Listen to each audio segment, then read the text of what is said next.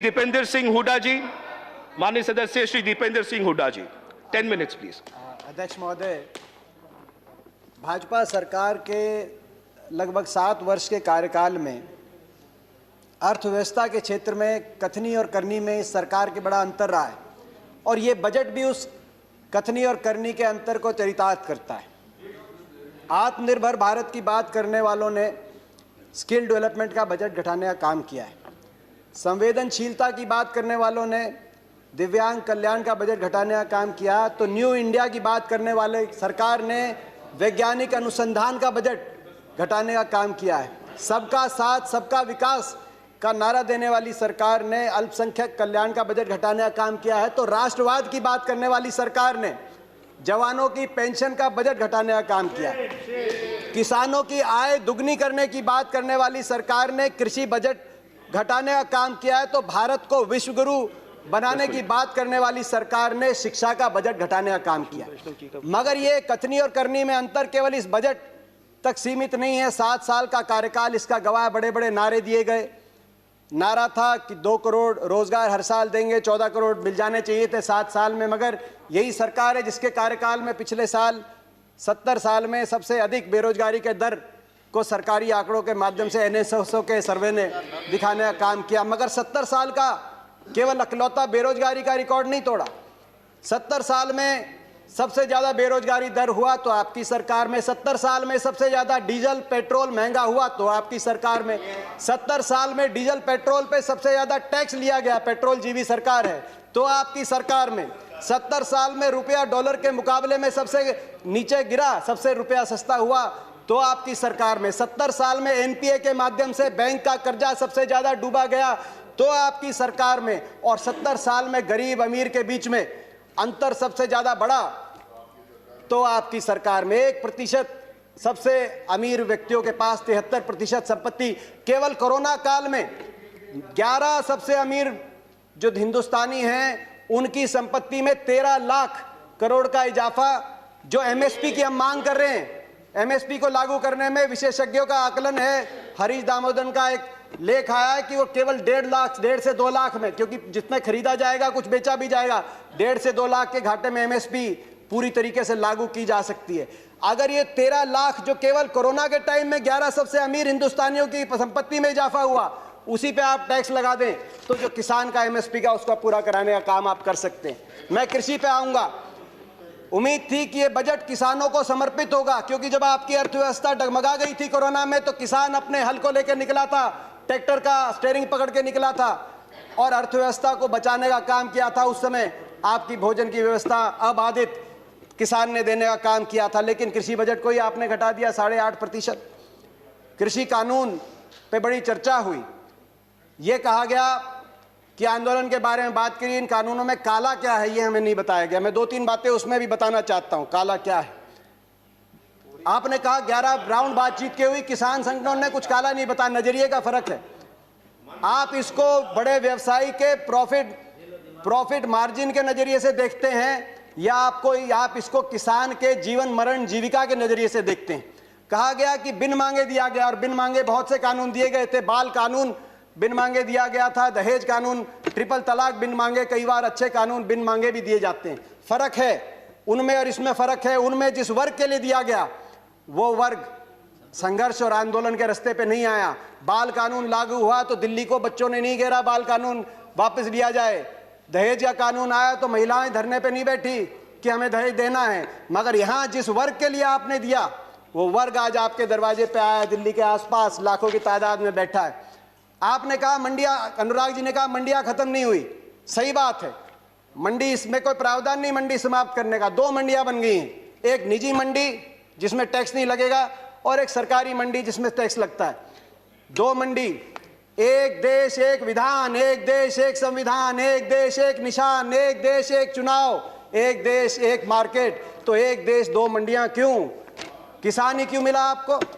एक मंडी। और ये जो टैक्स आप कह रहे टैक्स मुक्त कर दिया, टैक्स कौन देता है? खरीदार देता है इन मंडियों में टैक्स, किसान नहीं देता।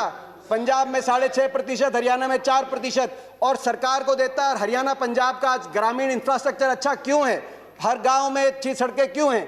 क्योंकि ये जो टैक्स जाता है ग्रामीण इंफ्रास्ट्रक्चर और इन मंडियों के और किसानों के विकास के लिए इस टैक्स का इस्तेमाल होता है, इसीलिए आज पंजाब हरियाणा सबसे आगे। फिर बात आई कि एमएसपी खत्म। प्रधानमंत्री जी ने कहा एमएसपी थी, है और रहेगी। ठाकुर जी ने भी कहा कि कोई है किसमें दम जो बताए कि एमएसपी चली जाएगी। सही बात है, एमएसपी थी, है और रहेगी, मगर क्या एमएसपी सभी किसानों को मिलेगी और सभी फसलों पे मिलेगी?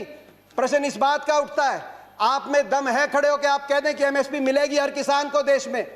आज भी शांता कुमार कमेटी बताती है कि मात्र 6% से 16% तक किसानों को एमएसपी मिलती है।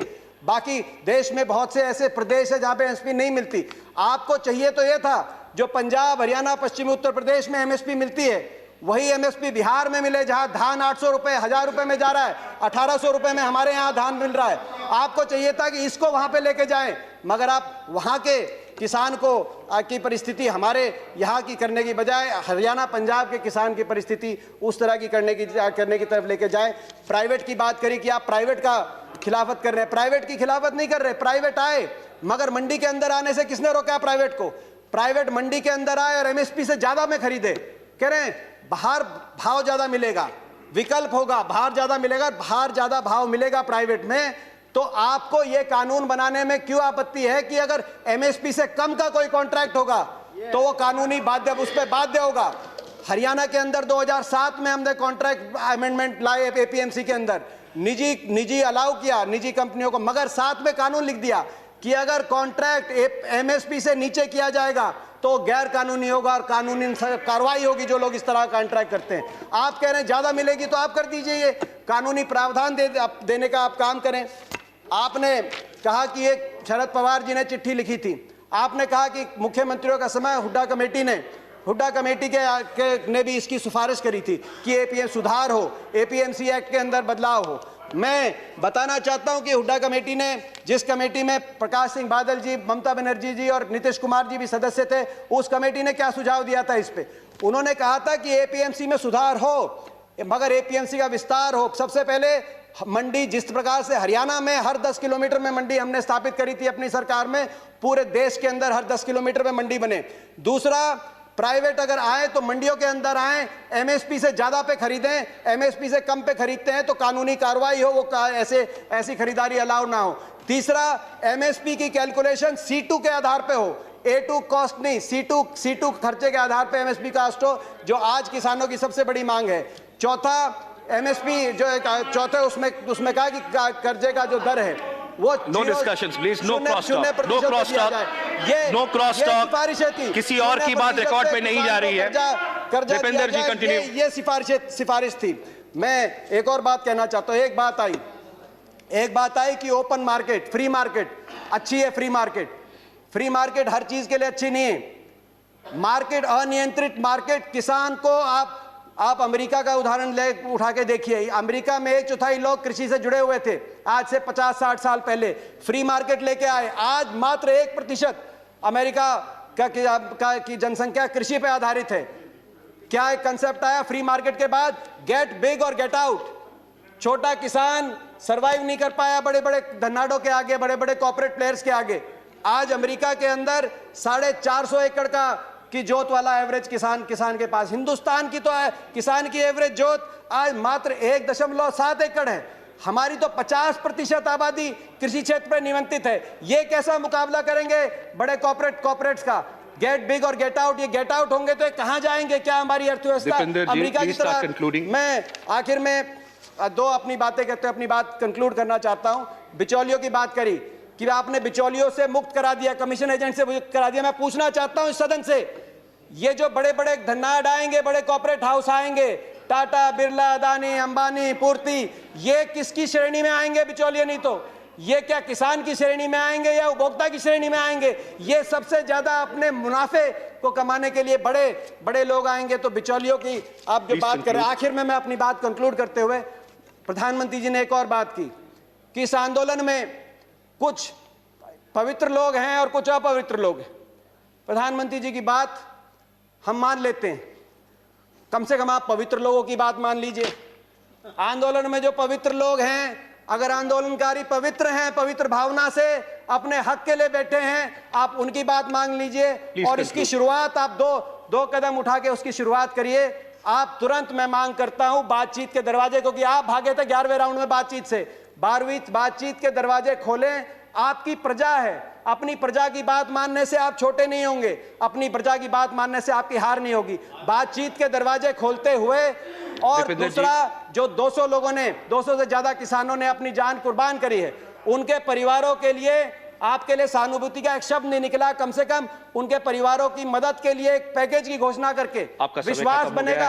हम विश्वास बनाने वाले लोग हैं, विश्वास बनेगा। मैं हाथ जोड़ के आपसे प्रार्थना करता हूं, आपकी प्रजा, आपके लोग हैं, इनकी बात मानिए। आपका बहुत बहुत धन्यवाद। जय हिंद, जय जवान, जय किसान। नहीं, नॉट रिक्वायर्ड।